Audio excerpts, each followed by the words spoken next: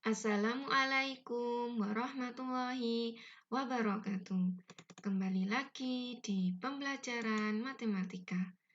Anak-anak, hari ini kita akan belajar penyajian data part pertama. Sebelum pembelajaran dimulai, Ibu ingatkan berdoa terlebih dahulu dan penjelasan materi hari ini jangan lupa dicatat di buku catatan matematika kalian ya. Kompetensi dasar pada materi hari ini berfokus pada KD 3.12 dan 4.12. Sedangkan tujuan pembelajaran pada materi hari ini setelah anak-anak mempelajarinya, anak-anak diharapkan mampu menyajikan data dalam bentuk diagram batang. Yang kedua, anak-anak mampu mencari hubungan antara data dengan diagram batang. Yang ketiga, anak-anak harus mampu menafsirkan data dalam bentuk diagram batang. Dan yang keempat, anak-anak harus mampu mengumpulkan, mengolah, menginterpretasi, dan menyajikan data hasil pengamatan dalam bentuk tabel, diagram, dan grafik. Peta konsep pada materi hari ini yaitu pada statistika itu terdapat pengumpulan data, penyajian data, dan pengolahan data. Pada materi hari ini kita berfokus pada penyajian data.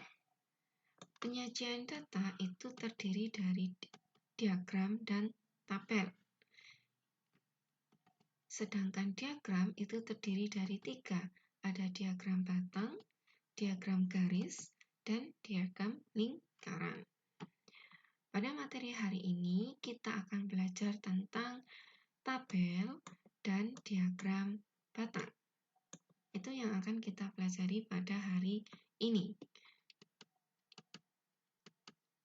Mengenal data. Ada 3 cara untuk mengumpulkan data, yaitu yang pertama dengan cara wawancara atau interview.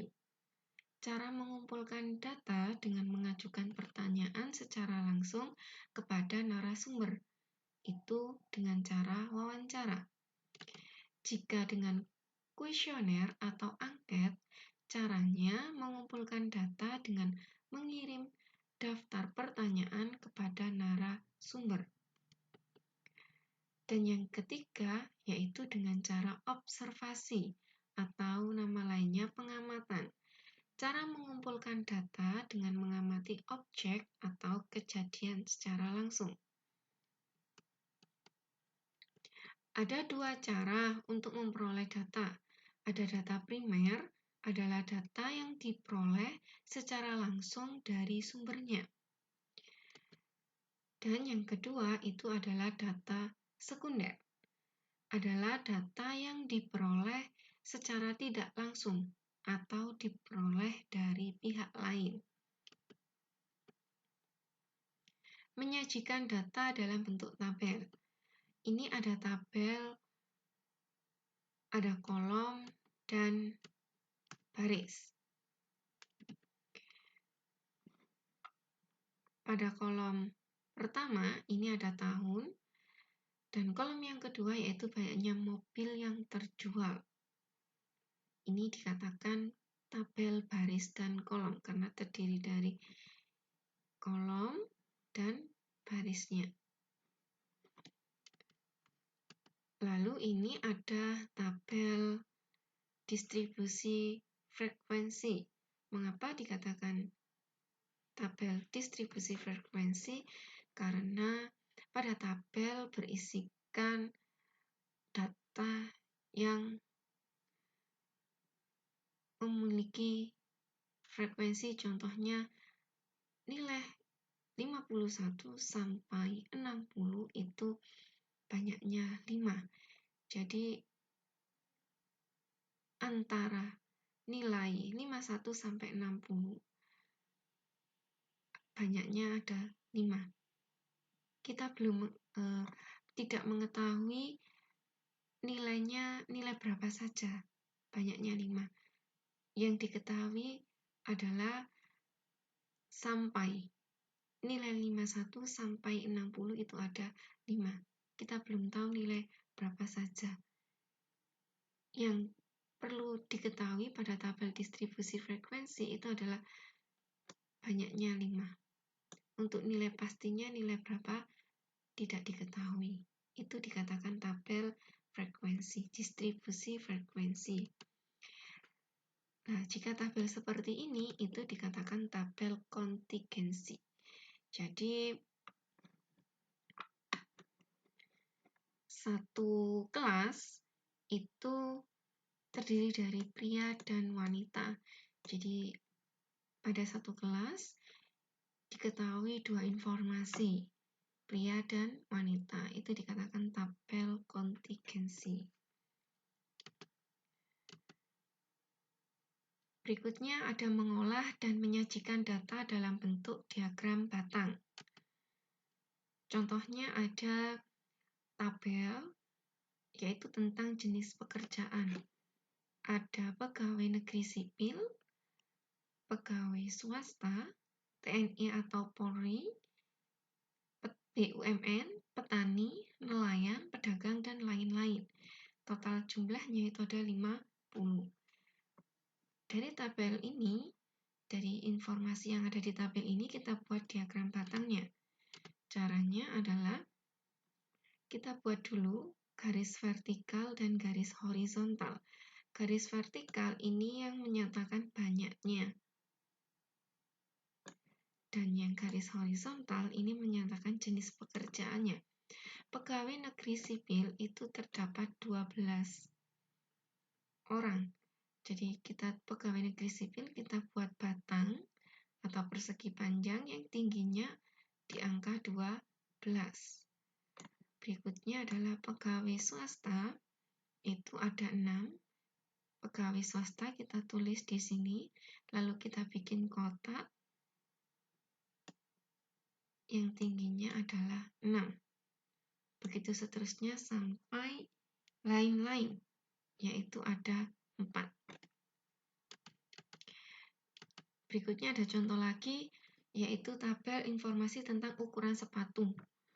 Nah, ini kita buat bentuk tabelnya. Sebelumnya kita buat dulu garis horizontal, lalu kita gunakan gambar garis vertikal juga seperti pada gambar, lalu kita beri angka. Untuk yang vertikal kita urutkan angka 0 sampai angka 0, 1, 2, semakin ke atas nilainya semakin meningkat. 4, 5, 6, 7. Lalu yang bawah itu menyatakan ukuran sepatu.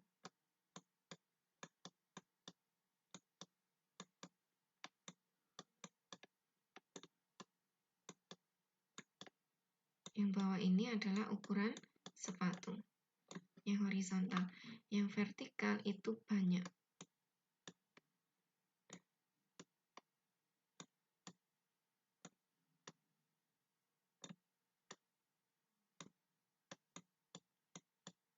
Nah, kita tulis ukuran yang bawah ini ada ukuran 34, 35, 36, 37. Kita urutkan ya, mulai dari yang terkecil hingga terbesar. Semakin ke kanan nilainya semakin besar. 39, 40, 41, 42, dan 43. Pada ukuran 34 itu banyaknya siswa ada 2. Maka kita bikin garis dulu ini. 34 itu 2 siswa. Kita bikin tabelnya, batangnya maksudnya, atau bentuk persegi panjangnya dengan tingginya adalah setinggi angka 2. Begitu seterusnya dengan 35, itu banyaknya 3. Maka kita bikin batangnya setinggi 3. Untuk 36, yaitu setinggi 3. 37, setinggi 4. 38, setinggi 5. 39, setinggi 3. 40 ada 6, kita bikin batangnya setinggi 6. 41, banyaknya ada 2 siswa, 42 ada 1 siswa, dan 43 ada 1 siswa. Inilah cara menyajikan data dalam bentuk diagram bata. Sekian penjelasan materi hari ini. Mohon maaf jika ada salah ucap atau salah penulisan. Jika kalian belum paham, kalian bisa mengulang video ini berulang-ulang sampai kalian paham. Sekian dari Ibu.